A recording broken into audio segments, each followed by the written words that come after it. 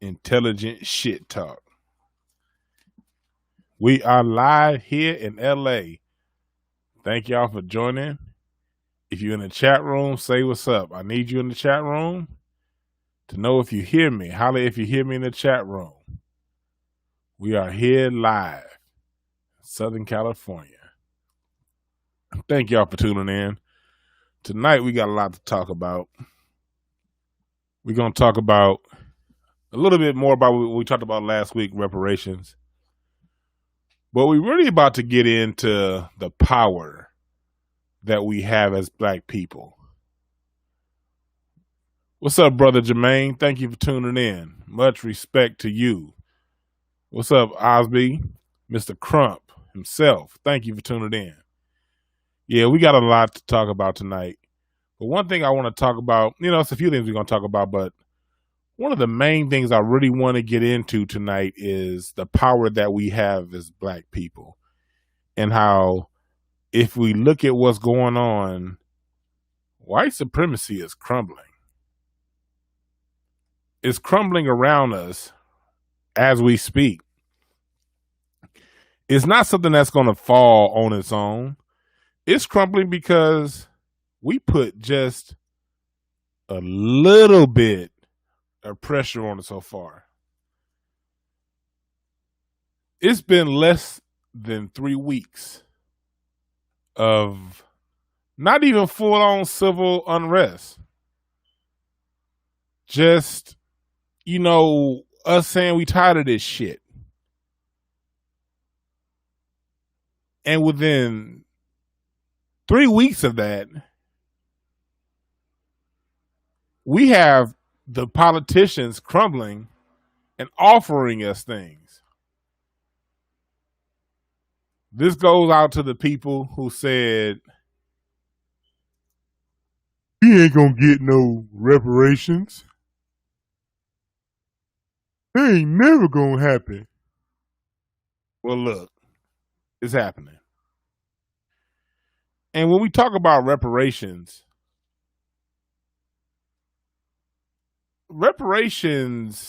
isn't just a one-time payment.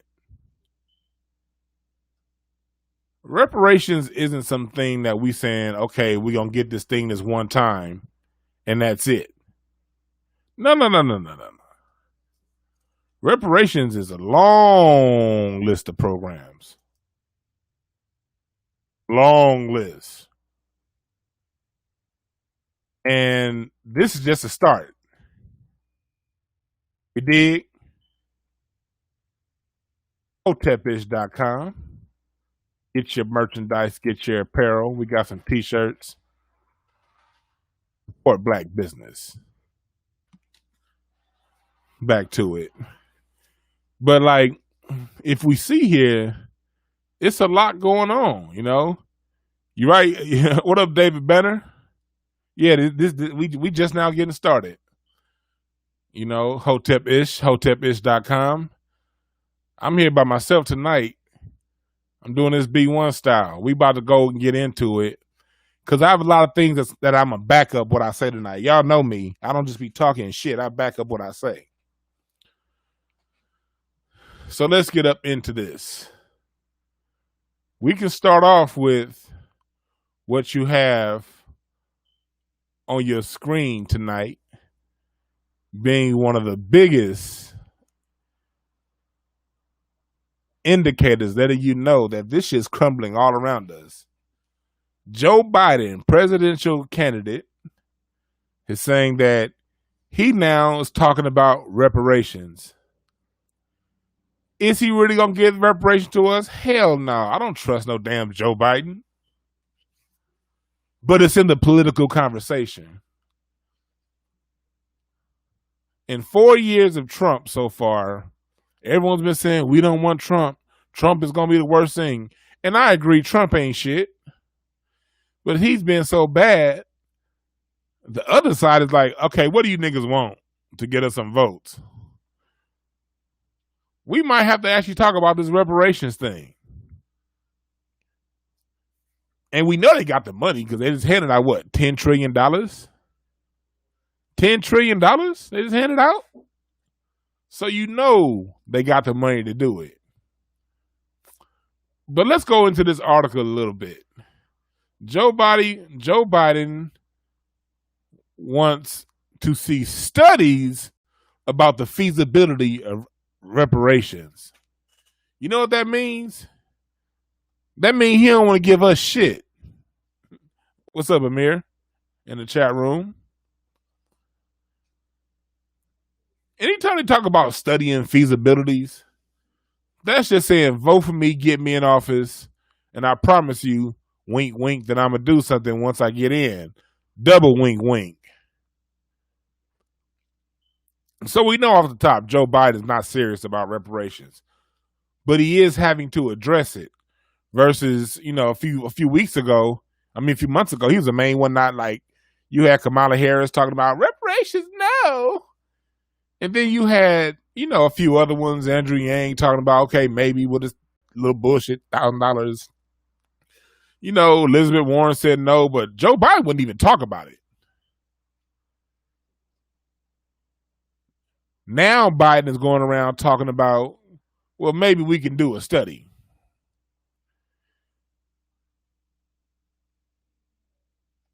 Let's get a little deeper into this article.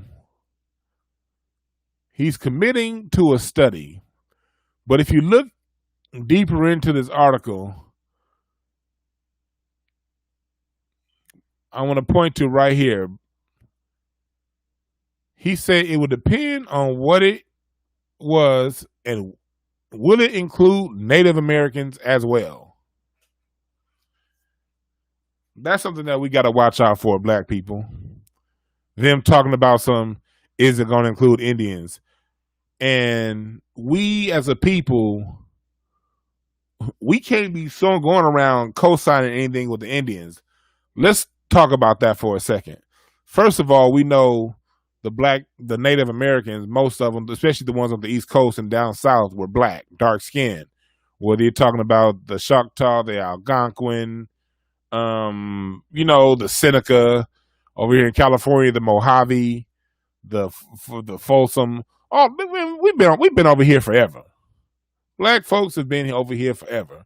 But during the 1800s, your black natives were reclassified as Negro. It was like either classify yourself as Negro or we're going to kill your ass. And then they came out with the Dawes rolls and put a whole bunch of white people on the Native American rolls. So when Joe Biden goes around talking about it will include Native Americans, what he means is white people. He ain't talking about the ones, with the dark skin. He ain't talking about the ones who don't have casino. He ain't talking about them. He talking about these fake ass Cherokees, these fake ass Seminoles, these fake ass Choctaw. And that's not to say people aren't real, because the Seminoles were a real tribe. The Seminoles were an amalgamation of the Gullah, the Geechee, escaped slaves from Georgia, because Georgia was just a territory back then. They would go down out of South Carolina. They created Georgia to stop niggas from getting into Florida. And in Florida is where the Gullah Geechee settled and fought them Seminole Wars, kicking Andrew Jackson's ass in them fights. Andrew Jackson had to do punk ass shit like in the Battle of Fort Negro, sending all the soldiers off to one proxy war to get a few of his men slaughtered while the rest of his men come in and rape all the women and children. That's kind of shit Andrew Jackson did to win that war. But still, they didn't even win. They had to go buy Florida from Spain. And that's how they got it. And then what they did after that, they spent the 1800s basically, if you was white and you had $5, you can now become a Native American. And if you was black, you had to now identify as Negro or you can get this bullet. So we as black people, we know that whole Native American thing is a trick bag. You right, David Banner, pretendians. You right, Smokey D's $5 Indians. What's up, Brian Patton in the chat room? Yeah, Aaron, you said it right in the chat. Elizabeth Warren that means Elizabeth Warren is gonna get reparations. Elizabeth Warren identified as Native American and get into college. You want to share reparations with her? Fuck and no. Joe Biden. But we're talking tonight about the crumbling of white supremacy. What's the main way to crumble white supremacy? I'm going to give you what I think. It's just my opinion. Y'all can tell me yours. You know, like Nitty Fuller said, we all got a way to express our, our way of seeing things. But to me, how I see it is white supremacy can only exist with a black inferiority complex. Let me say that again. White supremacy can only exist when we as black people feel, think, and act inferior. When we bend over, like the baby boomers taught us. Just go ahead and get yourself a good job. Don't make no hay. You gonna be all right.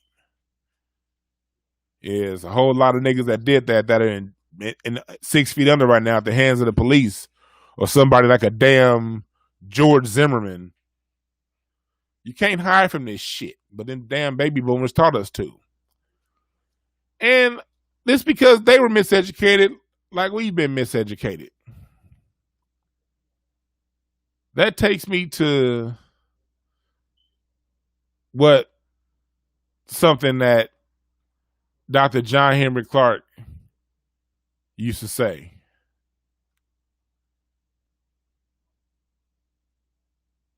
Very important quote. Hold on right here. I'm trying to pull it up. No, that ain't what I want. Here it is. This is what I want. To control the people, you must first control what they think about themselves, how they regard their history and culture. And when your conqueror makes you ashamed of your culture and your history, he needs no prison walls and chains to hold you in. This is real true when it comes to us as a people. And this has been the linchpin in holding this system together. Our compliance as a people. We've been educated to feel like we're inferior. Carter G. Woodson talks about it. If you ever get that book, Miseducation of the Negro, he talks about this. We as a people have lost our way because we don't know who we are. And we don't feel like we're worthy. So when you don't feel like shit, you say things like, vote blue no matter who. Who you gonna vote for? Who's gonna be our president? Who's gonna lead us? Nigga, nobody in the White House is gonna lead you. You ain't figured that shit out. But they'll argue up and down talking about we need somebody to get us out of our situation. Look, the reason why people like me feel like this way is because we did believe that shit at one time. I used to be the VOTEP in this ass nigga on earth. If you knew me in 2005, if somebody black got shot, I'd be like, well, we need to get out and vote. See, we got that Bush in office, and Bush is the worst thing ever. That Bush, too, he done started the Patriot Act.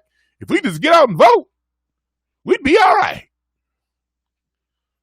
Another nigga gets shot. See, if we just voted, oh, man, you read something in the paper, black people losing their homes. See, we just need to get out and vote. Then we did that shit. We got President Obama. Got him in the White House. Yep, we got him. He's our president. Let's just wait till his second term. Let's get out and vote. Wait till his second term. In the second term, that nigga gonna come through. President Obama's 2 terms in office is like LeBron James's first term in Cleveland. All the dunks, all the fanfare, all the greatness you could ever desire. But the nigga couldn't bring home that ring. Only thing is President Obama didn't have a Dwayne Wade to help him out. He didn't do shit. At least LeBron James went on ahead to somebody else that can help him and then brought that information back and won a champ. President Obama, he out of office and still ain't doing shit. You saw that bullshit ass speech he gave us last week? That speech wasn't shit. Anyway, back to what I was talking about. Let's get back to what we were talking about. Defeating white supremacy through black knowledge of self. No Smokey D's. That's not hate in LBJ. That's the fucking truth. All right? Back to what I was saying when it comes to reparations. What's up, Carl? In the chat room. You're right. That's a good suggestion. Start finding these companies like NFL finds players. Because we do. We got to start finding these companies. And we can start finding these companies that profited from slavery. Chase Bank, JP Morgan, AIG Insurance. Did you know AIG Insurance got started during the slave trade? Insuring the stock, make it across the Atlantic Ocean, and whoever jumped or got killed, they were insured and bonded by AIG. No, Smokey Robinson, it isn't my truth. It's a fact. LeBron James did not win the first time around in Cleveland. That's not my truth. That's what happened. Back to what I'm talking about. Fake ass hashtags do not cut it. You right, Carl. Brooks Brothers, you right. Anthony Smith in the chat room. John Jones says, y'all act like Obama was supposed to go to your house and clean the house or something, and just the black people. No, see, and I'm glad John Jones said that, because that's one thing the Voteps do. The Obama, let me get on these Obama supporters real quick. They don't ever deal with anything you actually said. They don't talk about anything within the context of the Constitution, in the context of the powers of the presidency and his executive order powers and his ability to use his Department of Justice to punish those that get in his way. They don't talk about Obama in that context. They go right to, man, you just wanted Obama to do 2 black flips and eat some ice cream with Chuck E. Cheese. The Voteps go into, President Obama ain't the president of all black people. He's the president of all people. While gay people got to go ahead and get their license to marry under Obama. And I ain't mad at that, but let's go back to 2006. That shit seemed goddamn impossible in 2006 when you said 2 dudes can get married. If you said that shit to somebody in 2006, they'd have been like, nigga, yeah, right. Come hell or high water, ain't no way in hell 2 gay people gonna be able to get married in the United States of America. 4 years later, you got Tom and Tom walking down the aisleway to the president you said can't give specific benefits to any one individual. So tell the truth, John Jones, and all of you Votep Obama supporters. Let's keep this shit within the context of the presidency. The president of the United States came up with something called the DREAM Act to get more immigrants here to the United States of America, a plan. That's what presidents do. That's what politicians do. Their job is to push legislation. And when I say I wanted Obama to do more, I'm not saying I wanted him to go ahead and give every black person to kick all white people out of Beverly Hills and move us in. That's not what I want. All we wanted under President Obama was when somebody killed a Trayvon Martin, a Tamir Rice, and a Kai Gurley, or somebody like that they go to jail. Can the president make sure that happened? Yes. President Bush #1 did.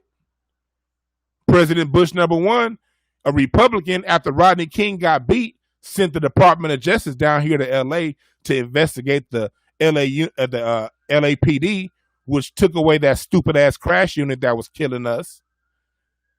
And you know what else it did? It brought down the LAPD in the Rampart scandal because a Republican president pushed justice for black people. So you mean tell me the black president couldn't? Obama lover? Let's tell the truth, people, now. Don't get into all this. Politicians work for us, not the other way around. These motherfuckers are not to be worshipped. They're to be commanded and told what to do. You're right. Dr. Claude Anderson got 3 federal judges named in 1 year. President Obama couldn't get a black man on the Supreme Court or a black woman, but he got 2 people who work for Goldman Sachs on that motherfucker, and you wonder why it's legal for you to get a $40 overdraft fee. Let's tell the truth. Yes, it does matter because you know what? People, you're right, John Jones, people do have things to say. That's part of politics. It's our job to question the people that we elect, especially when you vote for them. And if you're not questioning the people that you vote for, why the fuck are you voting? Excuse my language, all right? Back to what we were talking about. We as people have power. Here, I'm going to show some proof of the power we have as a people. Let me go ahead and change the screen on over to, look at this. Kentucky governor outlines plan to provide health coverage for 100% of black communities. This is what exercising your power looks like, people. The people took to the streets. America's a fictional place. No, John Jones, I'm not going to run. That's a cop-out you VOTEP Obama lovers like to go to. It's only one chief.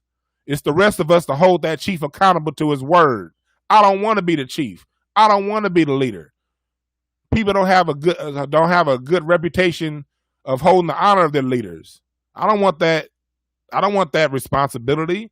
My job is to hold the leaders I elect responsible to do their job and to do the bidding that I want. That's your job as a voter, John Jones, not to run.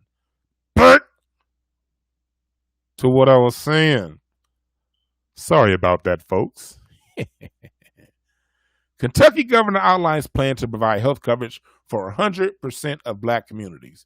Back to what I was saying, this is what winning looks like. Black people, make no mistake about it, we've gotten more tangibles and more attention in this last 3 weeks than we've gotten in 60 years of voting. While Obama supporters are running around saying, what can we do? He ain't the president of black people. The rest of the country is getting specific tangible benefits for their group. Now the Kentucky governor is talking about giving reparations in the form of medical coverage to black citizens. We all know that black people were the most impacted by the COVID virus. And the primary reason was because of our inadequate access to health care. Here in Kentucky, the bluegrass state, they talking about doing something about that. So you mean to tell me, John Jones, this white governor in Kentucky can do more specifically for black people than the president of the United States? Ooh, these Obama supporters get mad.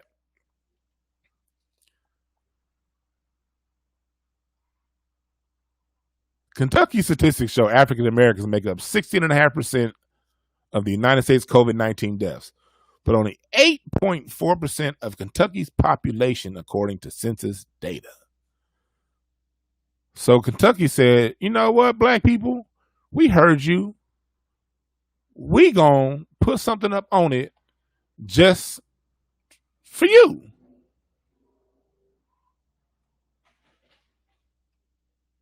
That wasn't the only story of the week. There's also this story right here. Governor Cuomo backs bill criminalizing false reports based on race after viral Amy Cooper video. That's another point I want to bring out. We need to stop making sure the news keep making this only about George Floyd. It's in part about George Floyd, but there are a whole lot of things that's going into George Floyd. What's going on? There's a lot of momentum. There's been a lot of things going on to black people. You know, going back to Trayvon Martin, under President Obama, Walter Scott, Philando Castile. Shall I keep going? Of all the black people who died under President Obama, and he didn't do anything about. The fact that Obama didn't do shit is what's leading into what's going on right now, this current revolution. The 20-year-olds were 8 when Obama was in office, and they were told, we got a black president, and everything gonna be all right. And those 8-year-olds lived in the house when their mama was telling them that. Then the Great Recession hit. Then they started living in an apartment under President Obama. Eric Gardner, Uriah Amir Davari, choked out. And those same people who once lived in a house now live in an apartment. The economy is getting worse. We got a black president. It's going to be okay. Then they started getting ready for college, and they said, oh, here come President Trump. He's going to be the worst thing ever. And those kids was thinking, hell, when I was 6, we was in a house. Now we in a 2-bedroom apartment, and there's 6 of us. He can't be that goddamn bad. And they decided to take to the streets and do what they're doing right now and get justice. And these young motherfuckers are getting more justice for us than we've gotten in the last 60 years of voting.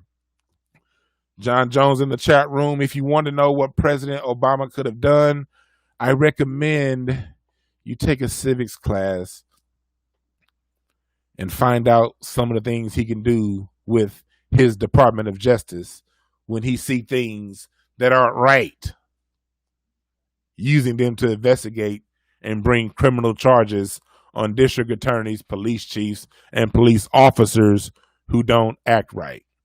That's something the president can do. You're listening to Hotep-ish, hotepish.com. You're right, David Banner. That's why Negroes are mad. They're calling people dummies, and they're doing that as I give them examples of what governors, people with less power than the president, are pushing for black people. But he's asking me what can be done.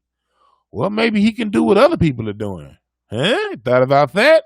Or maybe he can do what he did for other groups. Back to the stories. What was I saying? Here's what racism is. People think, like, okay, what is racism? People be thinking racism is white people not liking us and them not treating us right and them being mean to us. No, nigga, no, nigga, no. That's not what racism is. That's prejudice. That's bigotry. Racism is a practice. It's a system. It's a system that knocks us out economically. What does racism look like? People always say, okay, support black-owned black businesses. And for the most part, black people do support black businesses. The problem is people who aren't black don't support black businesses. Want me to say that again? The problem is people who aren't black don't support black businesses. Well, how don't they support them? On one hand, they don't shop at black businesses on the front end. Your major retailers don't generally like to stock black-owned products. You know, it takes a damn war from hell to get them to support our businesses and put us in their stores. Black people, businesses aren't supported because they don't get the same interest rates. They don't get a lot of the tangible benefits that other businesses get. Black people we've been put under economic sanction in America.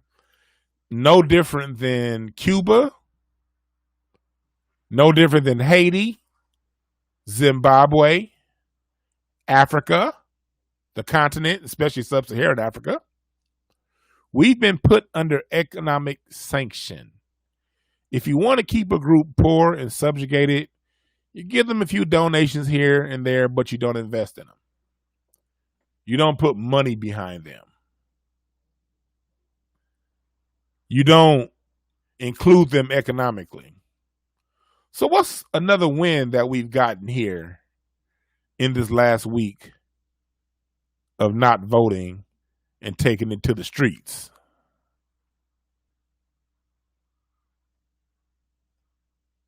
Uber Eats waives fees for black-owned restaurants. This is another form of reparations. A lot of people say rioting does nothing. What do you expect to gain by burning things down? What do you expect to get? Uber Eats said for black-owned restaurants, they're going to waive fees. Why is this big?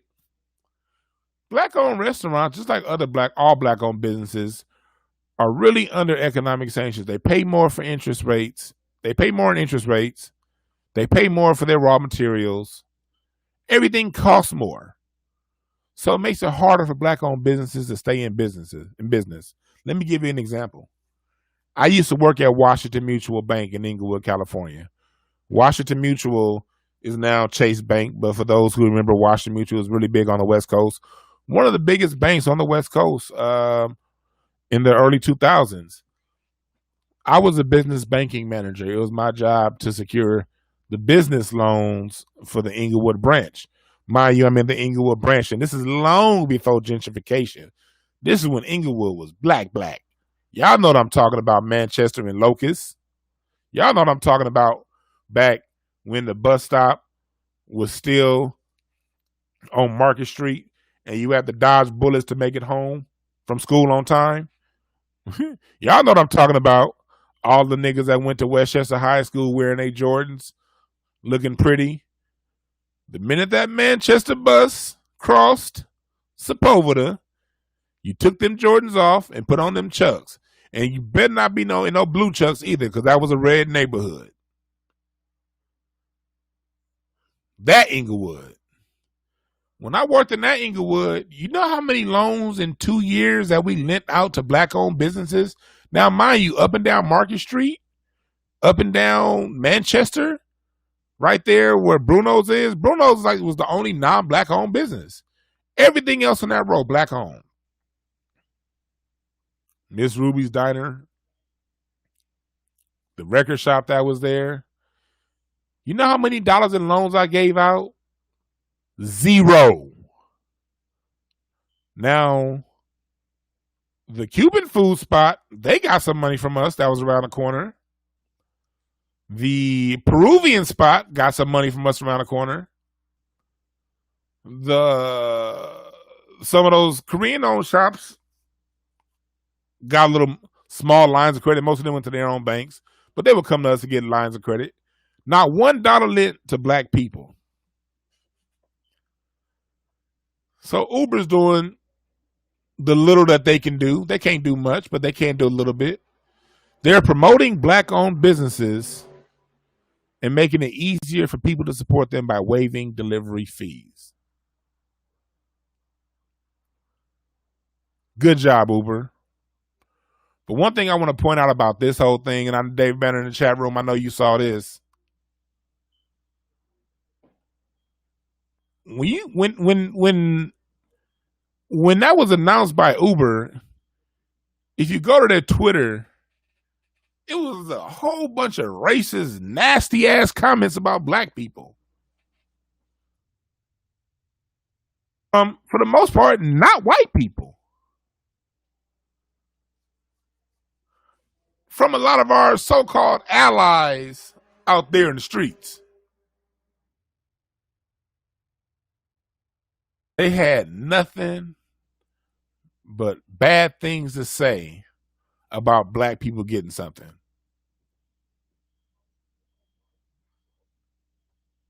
Let's go back and let's hold on. We about to take a look at some of this shit.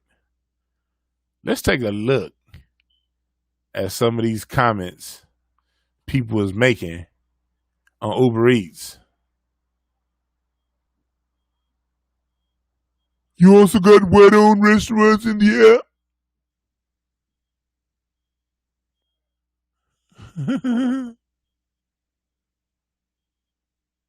air. Uber Eats. Are you completely, totally insane? Harsha Patil. Somebody who comes from a land that they shit next to the dinner tables. Slumdog Harsha says, this is even more discriminatory than a discriminatory thing anyone can do.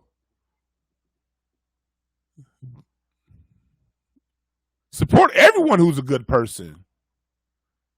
Hold on. Y'all don't even like the damn Dravidians down there in India. That's why. That's the thing. India, people, places like that, they got, and I'm assuming, I don't know where she from. Hell yeah, I'm assuming. She being racist, fuck. Oh, look, I'm right. Look, you see her profile? India. I was right. Ha, ha, ha. I knew it. Because when it comes to colorism, when it comes to that caste system, nobody does it worse than India.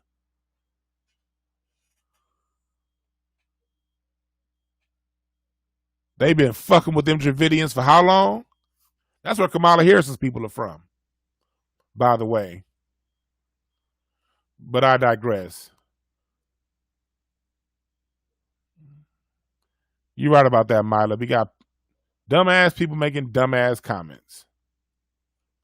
This is reparations here. This is what reparations just means. Repair was denied to us. Black people ain't out here trying to get anything that we didn't already earn. But in other news, I don't want to spend too much time on the dumbasses. Because they're going to say what they're going to say, and we're going to push forward anyway. This isn't about making people comfortable. This is about receiving the tangible benefits that we've invested and sown into this land. Sephora signs 15% pledge to carry more Black-owned brands. Another benefit from these riots that the coons were saying, don't burn nothing down now. We's gonna get the John Lewises. We needs to get in good troubles. Good trouble ain't got us shit. But 3 weeks of political pressure. 15% pledge to carry Black-owned brands. Look, black people, all white people ain't racist. Racism is a system. And it's supported through its economy. The way to crumble the system on top of black people knowing ourselves more and learning ourselves more and knowing who we are is economic inclusion. This needs to be the norm. We need to get comfortable with this. I see a lot of black people are afraid. They're saying, well, I don't know what they're doing now. I don't trust when white people are giving us something. Look. Yeah, it might be some shit. It might be some shit they got up their sleeves, but we should be ready for that. Take advantage of what we get, and we know a counter move is coming. That's why when you play basketball, you work on your left and your right hand. That's why once you learn a crossover, you learn a counter to that crossover. Then you learn how to pivot. Then you learn how to shoot well from 10 feet, then 15 feet, then 20 feet, then 25 feet. You diversify your game. Because the defense is always going to have something for your ass. You can guarantee that. They're going to have something for us.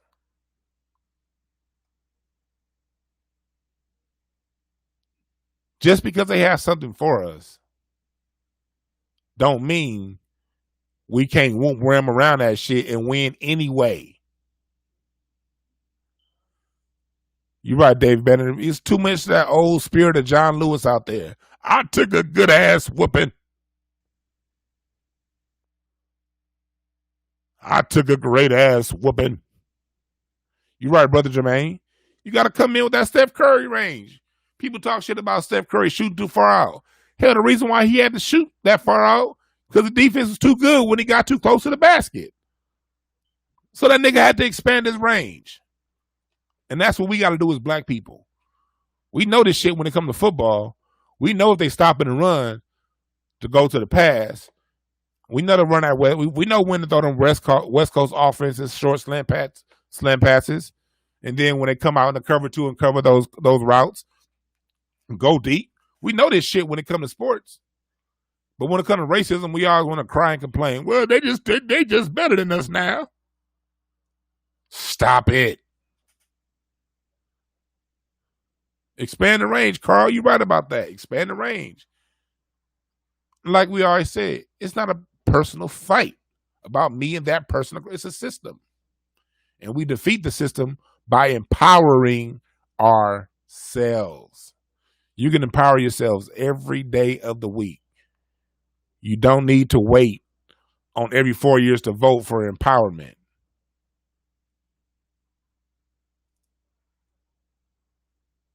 You're right, Cedrick. We keep these corporations. Keep them closed. Buy them out when they go bankrupt.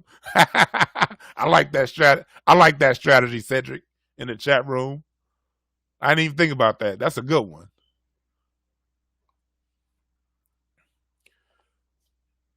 Back to who qualifies. Who qualifies for reparations? Who qualifies?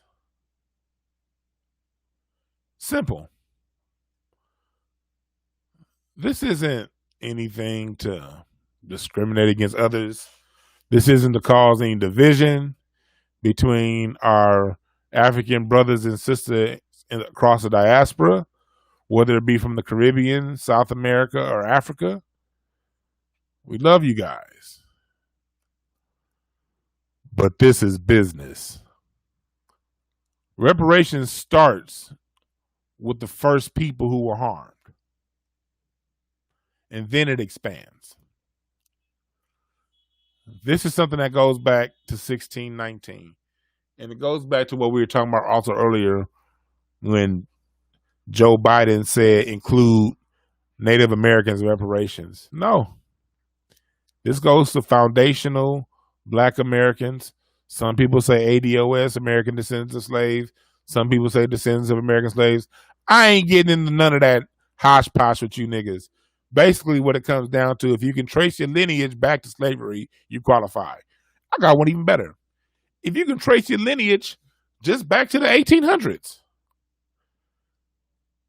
In the Immigration Act of 1871, 72, one of those two fucking years, the policy towards Africa and the Caribbean was zero net.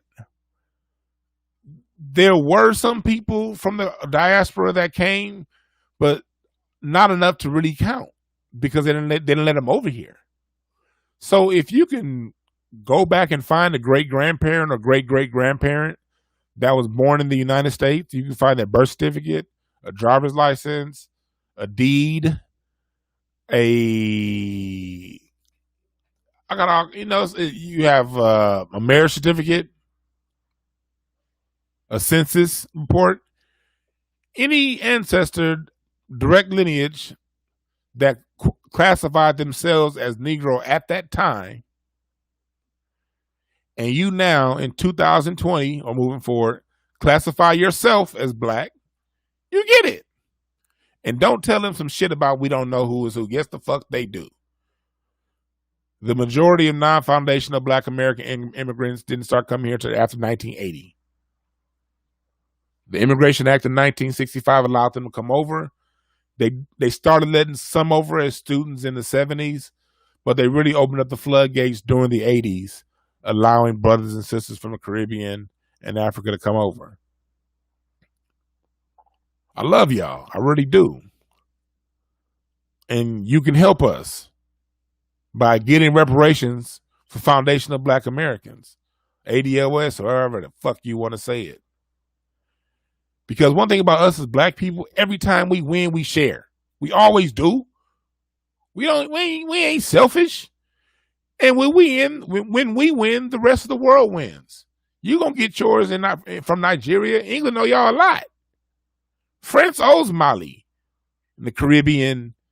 Y'all owe by France and England and them places. Y'all owe everything y'all deserve. And we'll help you. But after we get ours, homie, we got to start with home first. We have to start with home first. So what's the summation? Why am I talking all this shit? When we see these people doing all this talking about what they want to do for black people and black people this and black people that, make sure that they don't allow in that trick bag language like Indians and minorities, and because minority means not black, not white, right? And what they do is every time we allow them to slip in another group, the other group gets all the money. We took all the ass whoopings and we don't get shit. You're right, Mila and chat room. We need to be selfish. We do need to be selfish. Voting is a selfish act. Nike joins the companies making Juneteenth an annual paid holiday. It's a token gesture, Nike, but I'll take it. What Nike needs to do is start putting money behind these STEM programs in black schools. What they need to do is start coming up off that money and investing in black businesses, black-owned shoe stores. Black people made Nike hot. Michael Jordan, Bo Jackson, Deion Sanders. We can go down the list all the way through LeBron James now. Black people made Nike hot. So demanding Nike open up its coffers and supply black-owned sneaker shops with an advance, not an advance, with this first round of shoes, the same way a lot of these companies supply people from India and these other places with 7-Elevens and liquor stores that are fully stocked that they didn't have to pay for. Nike can create some black-owned shoe stores. Not create, when a black person opens up a shoe store, Nike can go ahead and stock that store up right away. That's reparations. That's part of reparations. Because we got to remember, reparations is a Marshall Plan. This isn't no one-time thing. We get a payment and we out. No, this is a Marshall Plan. We need to learn. We need to have our businesses, and we also need reparations in the financial sector. We need Goldman Sachs. We need Chase and JP Morgan and all these other investment companies to open up the doors to black money managers. Teach us how to grow this shit to these international corporations the way they taught Japan after World War II. No, Jeff, I haven't seen those letters yet, man. I gotta take a look at them. I've seen you sent them. I gotta read some of those. Jeff Brown in the chat room. I love your show. I love your show when you and Zoe were talking. I gotta have you back on here, Jeff, very soon. But back to what we were talking about. You're right about that in the chat room, Aaron. How are we supposed to help anyone before we get ours? In the plane, they tell you to put your oxygen mask on first. You're right about that. Adidas, we made y'all hot, from Jesse Owens to James Harden. We the reason why y'all hot. Y'all need to be coming up off these benefits too.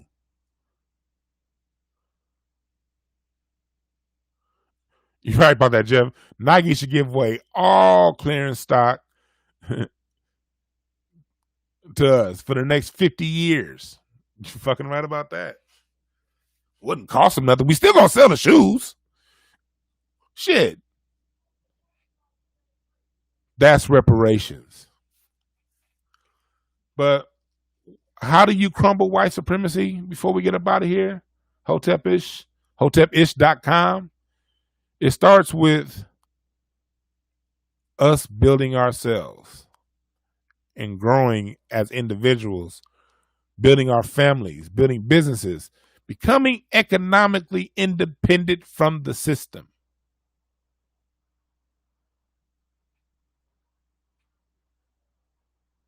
That's something that we can do for ourselves. We can know ourselves. We can love ourselves.